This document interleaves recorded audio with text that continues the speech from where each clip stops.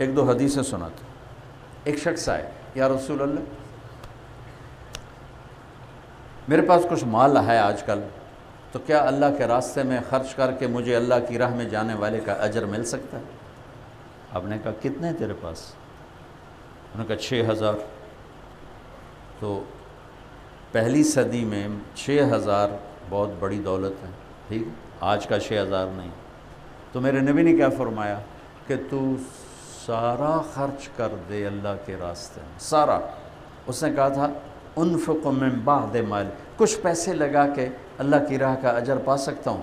تو میرے نبی نے فرمایا، غور سے سنو، کہ تو سارا مال خرچ کر دے تو جو اللہ کے راستے میں سویا ہوا ہے اس کے اجر کو بھی نہیں پا سکتا۔ ایک تو گشت کر رہا ہے، ایک دعوت دے رہا ہے، ایک تعلیم کرا رہا ہے، ایک بیان کر رہا ہے، ایک ذکر کر رہا ہے، ایک تہجد پڑھ رہا ہے، اور ایک سویا ہوا ہے۔ تو میں قربان جاؤں، اس راستے کی کیا قیمت ہے کہ میرے نبی نے کہا جو سویا ہوا ہے نا تو اس کے اجر کو بھی نہیں پا سکتا۔ کیا ہوا؟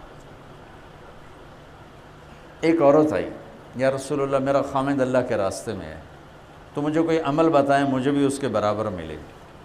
بیوی کو برابر ملتا ہے جب وہ خوشی سے تیار کر کے بھیجتی ہے، اسے برابر ملتا ہے۔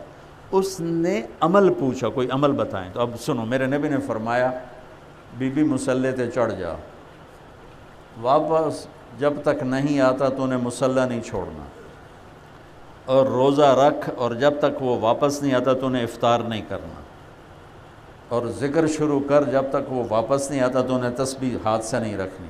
وہ کہنے لگے یا رسول اللہ بھلا یہ کون کر سکتا، یہ تو ناممکن ہے یا رسول اللہ۔ سبحان اللہ۔ میرے نبی نے فرمایا ولو تو وقت، فرض کرو تو ایسا کر جائے، تجھے اللہ ایسی روحانیت دے دے کہ وہ 6 مہینے نہیں آتا تو 6 مہینے نفل پڑتی رہے، تیرا اتنا لمبا وضو چل جائے کہ 6 مہینے ٹوٹے ہی نہیں، 6 مہینے روزہ ہی نہ افطار کر، 6 مہینے تسبیح نہ چھوڑ، تو والذی نفسی بیدہ ما بلغت العشیر من عملہ، مجھے اس ذات کی قسم جس کے قبضے میں میری جان ہے، تو اس کے عمل کا 1000واں حصہ بھی نہیں پا سکتی۔ یہ تو ویسے ہی ناممکن ہے، لیکن اگر فرض کرو میرے نبی ایسا ہو جائے تو بی بی 1000واں حصہ بھی نہیں پا سکتی۔ اللہ نے ہمیں وہ خوبصورت کام،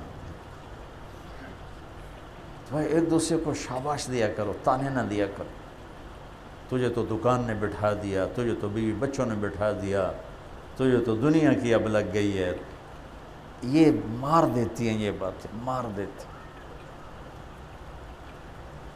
ایک منٹ کے لیے بھی کوئی آ جائے تو واہ واہ آؤ جی آؤ جی، وہ چیز اس کو ابھار دے گی۔ ایک اور حدیث یاد آ گئی، ایک غلام آزاد کرو تو جہنم سے آزادی ہے۔ میرے نبی نے فرمایا جو ایک غلام اللہ کے راستے میں آزاد کر دیتا ہے وہ جہنم سے آزاد ہو جاتا ہے، ٹھیک ہے۔ عبد الرحمن بن عوف رضی اللہ عنہ اپنے باغ میں تھے تو انہوں نے 30 غلام آزاد کیے کٹھے، فجعل الرجل يتعجب من صنيعه، تو ایک آدمی نا حضرت عبد الرحمن کو یوں کر کے دیکھنے لگا کہ واہ واہ کمال ہو گئی، کٹھے 3 ایک امان دنے کٹھے 3، تو وہ ایسے دیکھ اور اس کے چہرے پہ تاثر ہو رہا ہے۔ تو حضرت عبد الرحمن نے دیکھ لیا، کہنے لگے افلا ادلک بافضل مما صنعت، میں تمہیں اس سے بڑا عمل بتاؤں جو میں نے کیا، اس سے بڑا بتاؤں؟ کہا اچھا وہ کیا ہے؟ تو آپ نے کہا بینما رجل یسیر علی دابتہ فی سبیل، ایک شخص اللہ کے راستے میں جا رہا ہے، وصوتہ معلق باصبع، اور گھوڑے کو چلانے کے لیے چابک اس کے ہاتھ میں ہے، تو اس کو ایسے آہستہ آہستہ مارتا ہے، چلاتا ہے، یا اونٹ ہے یا گھوڑا ہے یا خچر ہے یا گدھا ہے، تو چلتے چلتے چلتے چلتے اس کو اونگ آ گئی، تو اونگ جو آئی ہاتھ ڈھیلا ہو گیا اور چابک گر پڑا، وہ سوٹی گر پڑی، فَلَرَوْعَتُهُ بِصَوْتِهِ أَفْضَلُ مِمَّا صَنَعَتْ، اللہ اکبر۔ فرمایا کہ وہ جب اس کے ہاتھ سے سوٹی گری نا تو ایسے ہوا، ہوتا نہیں، ہمارے ہاتھ سے موبائل گر جائے، اونگ آ جائے تو ہم ایسے ہو جاتے ہوتے ہیں کہ نہیں ہوتے؟ یہ باڈی ریئیکشن ہے، یہ کوئی عمل ہے، یہ باڈی ریئیکشن ہے۔ میں قربان جاؤں اس راستے کی قدر و قیمت پر۔ عبد الرحمن کہنے لگے اس کا یوں ہو جانا اللہ کے راستے میں میرے 30 غلام آزاد کرنے سے بڑا عمل ہے۔ تو آپ تو 24 گھنٹے کے لیے آئے بیٹھے ہو، کون اس کا حساب لگا سکتا؟ سبحان اللہ، کیا خوبصورت اللہ نے ہمیں گئے گزرے دور میں یہ محنت عطا فرمائی۔